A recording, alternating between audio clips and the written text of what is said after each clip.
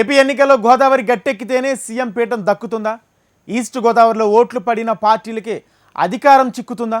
గత ఎన్నికలను పరిశీలిస్తే అది అర్థమవుతుందా? ఈసారి తీర ప్రాంతాల పాలనా యోగం కల్పించేది ఏ పార్టీకి? తూర్పు పశ్చిమ గోదావరి జిల్లాలో ఓటర్లు ఎటువైపు మొగ్గు చూపారు? ఎవరికి పట్టం కట్టారు? Watch the story. అది రాజకీయ నమ్మకమో వరుసగా జరుగుతున్న పరిణామాల ఫలితమో తెలియదు కానీ గోదావరి జిల్లాల్లోని ఓటు బలం తోడైన ప్రతి పార్టీకి పాలనా యోగం లభిస్తోందట. గత ఎన్నికల్ని ఒక్కసారి గుర్తు చేసుకుంటే ఇదే విషయం స్పష్టమవుతోందట. ఉమ్మడి ఆంధ్రప్రదేశ్ రాష్ట్రంలోనూ విభజిత ఆంధ్రప్రదేశ్ రాష్ట్రంలోనూ ఇప్పటివరకు ఇదే సెంటిమెంట్ కొనసాగుతూ వస్తోందట.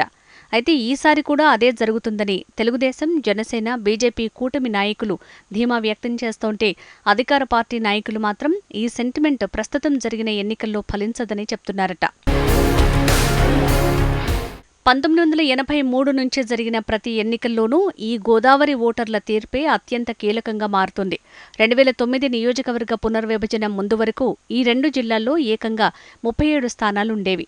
ఆ తర్వాత 34 స్థానాలకు తగ్గాయి. అందువల్ల ఈ జిల్లాలపై ఆయా పార్టీ నాయకులు ప్రత్యేక దృష్టి పెడుతూ వచ్చారు. ఈ రెండు జిల్లాల్లో తీర్పు ఎప్పుడూ ఏకపక్షంగానే ఉంటుంది. ఇక్కడ ప్రజలు మార్పు కోరుకుంటే రాష్ట్రమంతా మారిపోతుందనే నానుడి బలంగా ఉంది. 1983 నుంచి 2024 వరకు 10 సార్లు ఎన్నికలు జరిగాయి.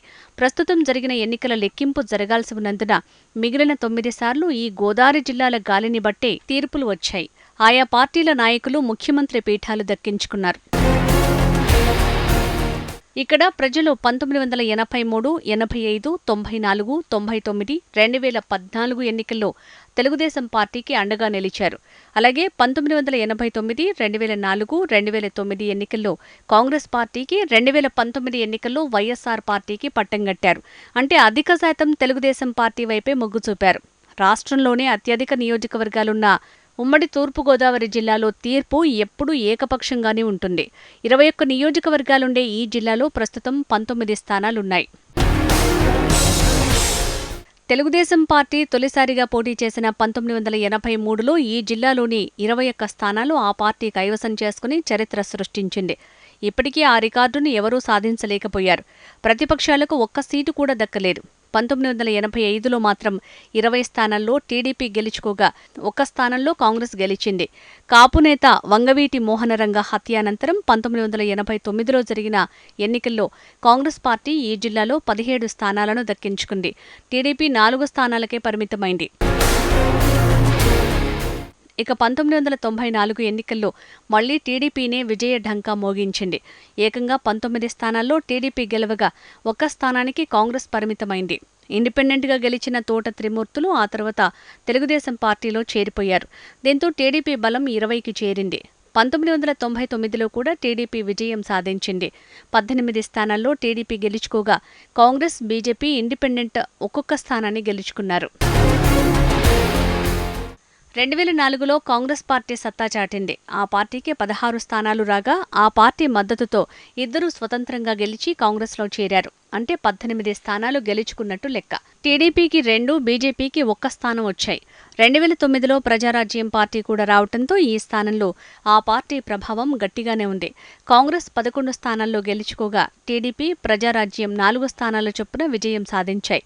2014లో తెలుగుదేశం పార్టీ 12 స్థానాల్లో గెలుపొందగా వైఎస్ఆర్ పార్టీ 5 స్థానాల్లోనూ, బీజేపీ, స్వతంత్ర అభ్యర్థులు ఒక్కొక్క స్థానంలో గెలుపొందారు. 2019 వైఎస్ఆర్ పార్టీ ప్రభంజనంలో ఆ పార్టీ 14 స్థానాలను కైవసం చేసుకోగా టీడీపీ 4, జనసేన పార్టీ 1 స్థానంలో గెలుపొందాయి. ఇక గోదావరి జిల్లాల సెంటిమెంట్ ఈసారి ఎన్నికల్లో ఏమవుతుందనేది పెద్ద చర్చనీయాంశంగా మారింది. ఎందుకంటే జనసేన పార్టీ ప్రభావంతో కూటమి అభ్యర్థులు ఉభయ గోదావరి జిల్లాల్లో అధిక స్థానాలను దక్కించుకుంటారనే వాదన బలంగా వినిపిస్తోంది. అందువల్ల రాష్ట్ర వ్యాప్తంగా కూటమి అధికారంలోకి వస్తుందని ఆ పార్టీ నాయకులు ధీమా వ్యక్తం చేస్తున్నారు. అయితే ఈసారి గోదావరి సెంటిమెంట్ వర్కౌట్ కాదని, గోదావరి జిల్లాల్లో కూటమికి ఎక్కువ సీట్లు వచ్చినప్పటికీ రాష్ట్ర వ్యాప్తంగా వైఎస్ఆర్ పార్టీ అధికారంలోకి వస్తుందని వారు కూడా ధీమా వ్యక్తం చేస్తున్నారు. ఇలా ఎవరి ధీమా వాళ్లు వ్యక్తం చేస్తున్నప్పటికీ గోదావరి జిల్లాల సెంటిమెంట్ ఏమవుతుందనేది పెద్ద చర్చనీయాంశంగా మారింది. చివరికి ఏం జరుగుతుంది అనేదానికి వచ్చే నెల 4 వరకు వేచి చూడాల్సిందే.